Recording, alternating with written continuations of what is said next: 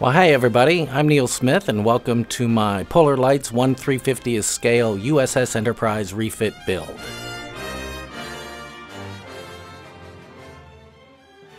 April 16th, 2018. So I had two major issues this past weekend. Both are fixable, and in fact I've already fixed one of them. At the time, however, I was in a pretty panic. Magnetomic amplification crystal. Magnetomic amplification crystal. That's the little blue light on the top of the warp engines. This was my first problem. I had originally wired these two blue 3mm LEDs to the same circuit as the warp chiller grills. That way, when my effects board switches on the warp drive, these two would light up along with the warp engines. This was based on no real knowledge or research or anything like that. I just figured that, hey, these probably only come on when the warp drive is on. That pretty much describes my thought process, or lack thereof, during this build. But this decision was eating at me in the back of my mind, and I made a mental note to check it out before gluing up the nacelles. Then I promptly forgot about it and glued up the nacelles anyway. This was a few weeks ago. So this weekend, I decided to try and rewire the LEDs to a different circuit, because, yeah, they're supposed to be on. Anyway, with tweezers in hand, I carefully pulled at the wires going from the LEDs to the terminals. They were pretty easy to find because of the color coding of the BEMS lighting kit. Anyway, I successfully cut the negative wire and spliced it into the circuit for the spotlights. Perfect, all good. Nope, because since I originally wired these things to light up at the same time as the warp chillers, I didn't bother to light block the lower part of the LEDs. I mean, who can blame me? A big blue light is a big blue light, am I right? Well, now that they were going to be on in an always on state, I needed to light block them. They were bleeding out of the chiller grills and making everything look so terrible.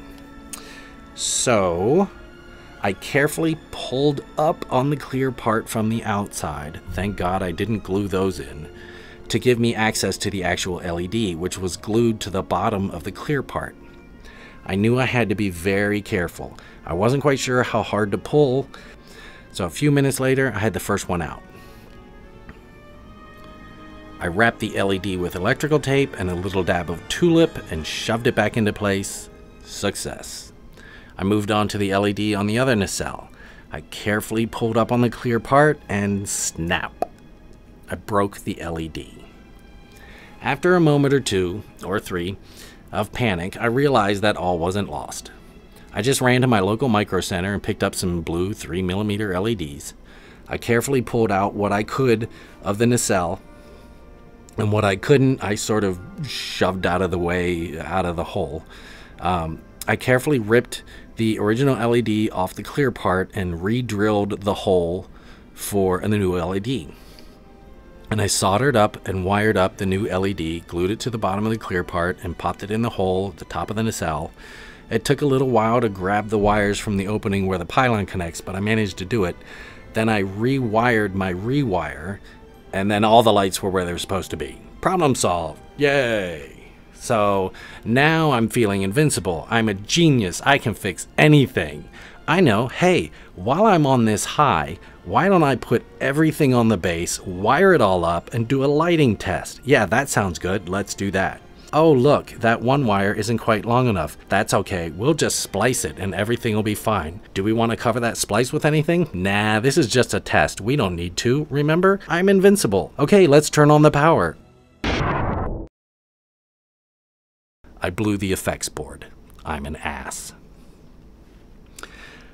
After a good healthy cry, I contacted Paul at Big Easy Modeling Solutions and explained my situation. According to Paul, this sort of thing happens all the time. Nothing to worry about. In fact, we designed the board to be easily replaced in case of such an emergency.